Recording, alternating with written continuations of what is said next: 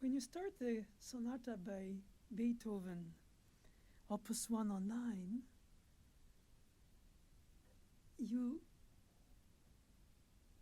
it has started before you started.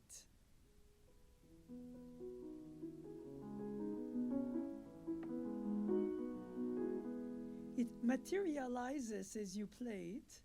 It blossoms as you display it.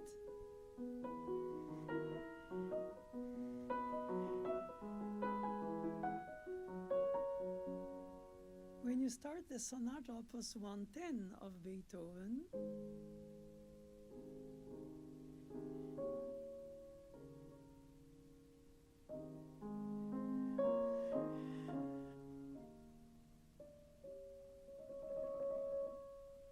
in the string quartet setting, you display a thought, and then it becomes an aria.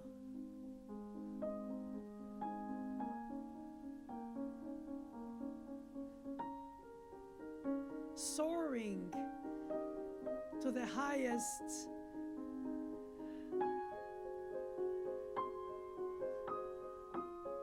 until the escaped F, which becomes appoggiatura to the E flat that you already reached and returns to the tonic A flat. So it's a statement that is more factual. In different settings, one string quartet, one aria with accompaniment. And then you have a flow that comes as a next thought, that is the development of the preceding thought. It's more about flow of thoughts. When you have the 30 seconds, arpeggios, and you have the left hand in slow motion imitating the repeated notes of the chords of the opening quartet. But it's hinted so distantly that you don't take an awareness of it when you listen to it, because you're overtaken by the arpeggios. And when he goes in the recap, you hear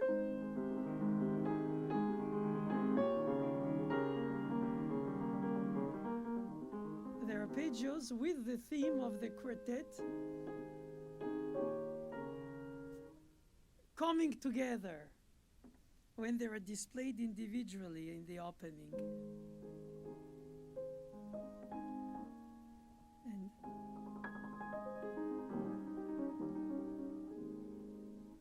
so you can hear it in his way of stating the elements of the form, sonata being a form, though he breaks away from the traditional form which he inherited from his studies with Haydn, ABA for the middle, two-theme development recap for the first, rondo for the last, and scherzo minuet if there is a fourth one, either a second or either a third movement. But nevertheless, the path is pre-planned, but when he's into the gates of romanticism, which means meaning overwhelming the form, then the form is the meaning, but then you express through the thematic materials something more subjective than the objective form. It's a very subtle transition from classical to romantic era, in my view. And when you have the opening of 101, the Sonata Opus 101,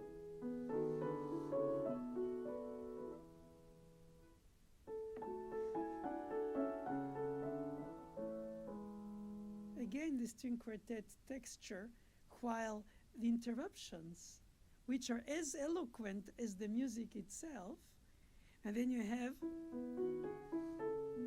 the second violin, the viola, the violin and cello, and combine, they harmonize. But they are only the layered results. And it's not there any play to do about which one do I voice, because obviously the melody on the top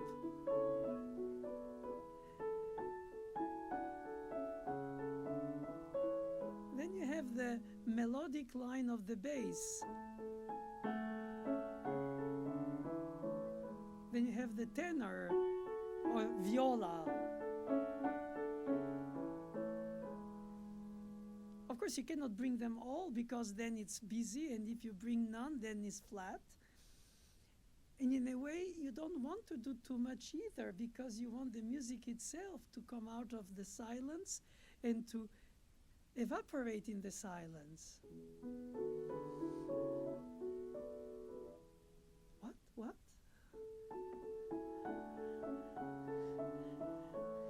Really? Again on the dominant?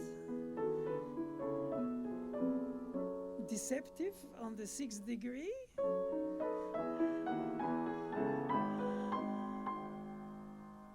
my God. 5 of 3? 5 of 5?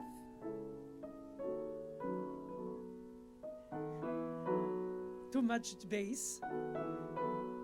Or second violin? As I said earlier, it's possible, but not necessary to make exotic voicing, because then it distracts you from the flow of the simplicity of it, while it is rich and subtle, but not necessarily displayed openly. It's a discussing process of life. You discuss it with yourself, you discuss it with the students, with the teachers, and at some point you play. And somehow, as a good craftsman, it comes to fruition. There isn't a single way, but you find a way. For instance, in an earlier sonata, clearly you have the hierarchy of the, if it was the string quartet, again, texture for piano sonata of Beethoven, the cello and the viola doing the harmony, the tonic and the dominant, and then the melodic element in thirds, parallel, in violin 1 and 2. So if you want to be facetious, you can do and transform it into what it was not meant. You don't hear, even if the notes are there. Same way. But generally speaking, what is fantastic with Beethoven is that he thinks music beyond the instrument or through the instrument. Is it a symphony? Is it a... it is. But also, it is oratorio, but a symphony oratorio like his 9th symphony. But absolute music beyond any kind of reflecting music on other elements of nature or story. Even if he did the sonata about the departure,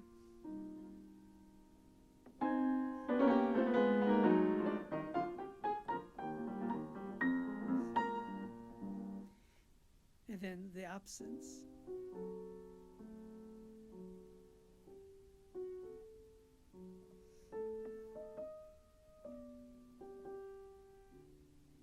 Or the return.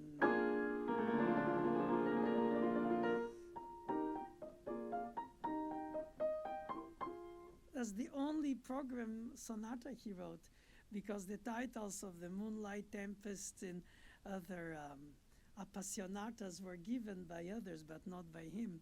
Again, the sonata is a form, but nevertheless it can also express something more subjective within the objective frame.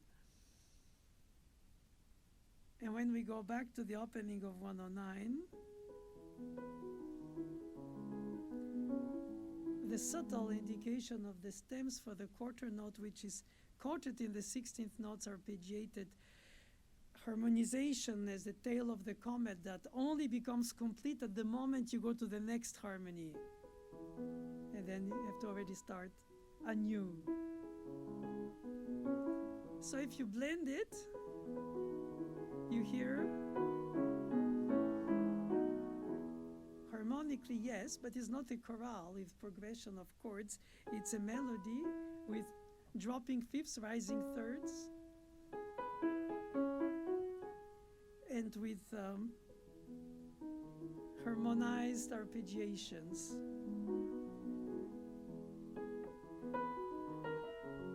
He doesn't say how much to bring it out. If it's orchestrated, it will be oboe, clarinet, trumpet, you would know. But because of the timbre and the projection and the type of projection, sharp, rounded, and that is the colorization of the instrumentation. Here it's a suggestive thing with light and shadows, chiaroscuro.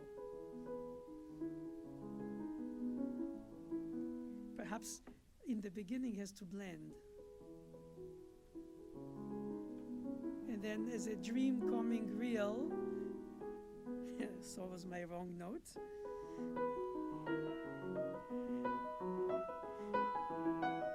Then it rises and comes out from the texture.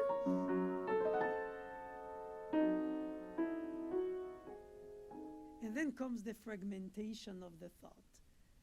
So just like woodwinds, brass, strings with individuals or by groupments and the percussion in an orchestration, he alternates the music discourse through different textures in a flow of pulse and thematic materials that are uninterrupted, some coming in echo, some coming as the achievement of a crescendo through a climax, or anticlimactic if you do a subito piano.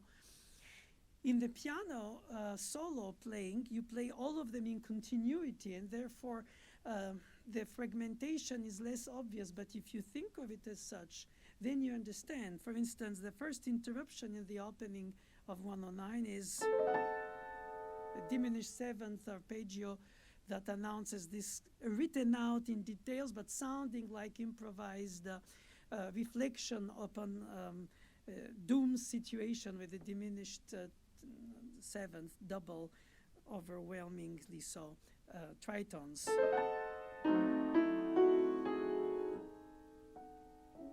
Subito piano is a parenthesis.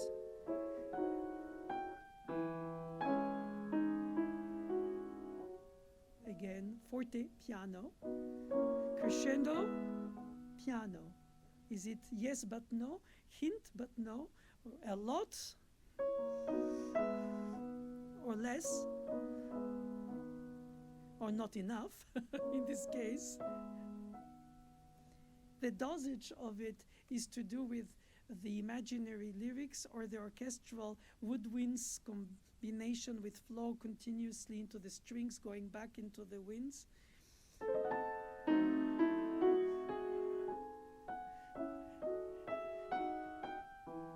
This is the pianistic flow continually.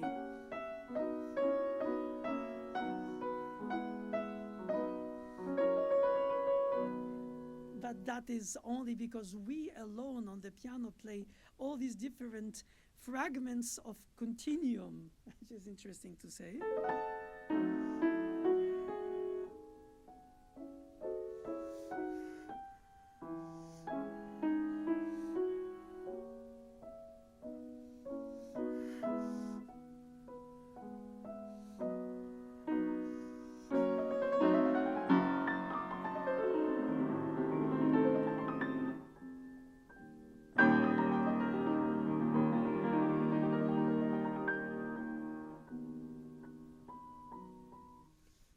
It is difficult to define how much is too much in the contrast, especially when you go from loud to soft, because you have this moment in the first note of the soft. If you don't delay it in order to keep the pulse going and the narration going, then you have this moment of resonance overlapping from before the loudness, from the scream to the whisper, but which level of scream and which level of whisper?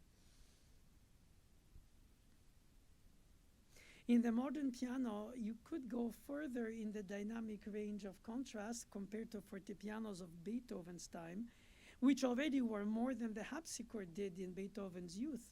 So inevitably there is a search of expressing emotions of strong Sturm und Drang, as they say, for the Romantic era in Schubert's music as well, about the storm and the lightning, or the quick contrasts of moods that he does in the Pathétique Sonata.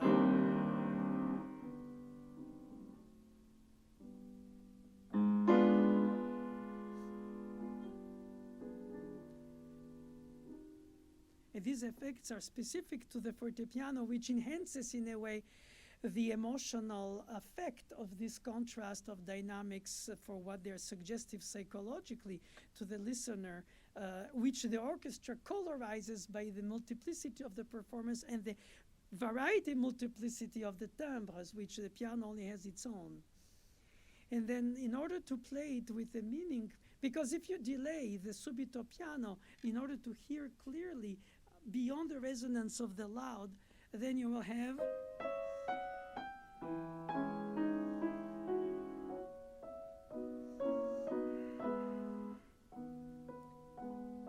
but then you add a beat and it makes no sense, because then the flow is as if you interrupt a word in the middle of a syllable. Yeah. Well, remains always a problem how to translate the narration of the flow of the continuous line through the fragmentation of its suggestive colorization on the piano, and then coming to the point of the sforzandi, which are either tenuti, either accents, either mezzo tenuto or mezzo accent, within the dynamic range or regardless of the dynamic range. And then the pedal is an enhancer of the resonance, as an accessory to vibrato imitation of the voice, when you delay by the later dampers closing the sound. You have options, and in a way it's the signature of the pianist that you hear in the performances, the thought process, the reading of the pianist of the piece through their playing, beyond the industry of their playing. And there are ways that are different with micro hints, nano subtle fermatinas, or not, to accept to go from shadow to light, light to shadow, and then consider it fragmented for the colorization, but in a continuum of the storytelling of the thematic material. It is a cerebral, acquired taste to have. If not, you don't fully understand how you emotionally can express these build-ups to drops, and these drops that come out of a scream, and then you have finally one that reaches sometimes its climax, then to only drop immediately after. So it could be destabilizing intellectually, emotionally, musically, intuitively.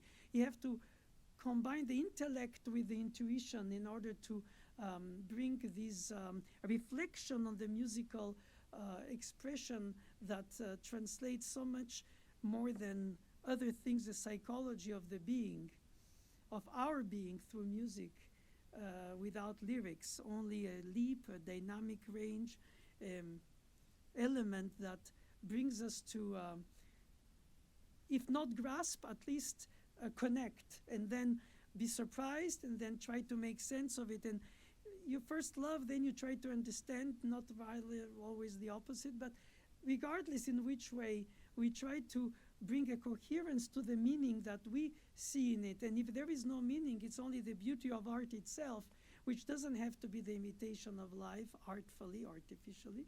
It is also its own language, without only to relate to our psychology. Though it's impossible to be totally detached from the work, to serve it for itself without to bring in your own input, because ultimately you don't play it if it doesn't mean to you.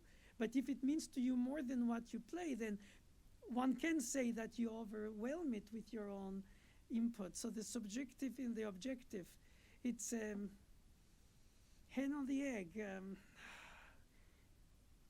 The more I teach, the more I enter in this rabbit hole of thoughts about what's the right thing and how do we reach the truth and how do we suggest the search for it for the student. And it keeps us humble in front of the piece, teacher and student, being all students in front of the piece, ultimately, even if it's not easy for the self-esteem to accept it after years of experience. Experience of ephemeral experiences, which music is by essence. And it's always renewed, as if a painter's painting evaporates and he or she has to repaint it every time from scratch.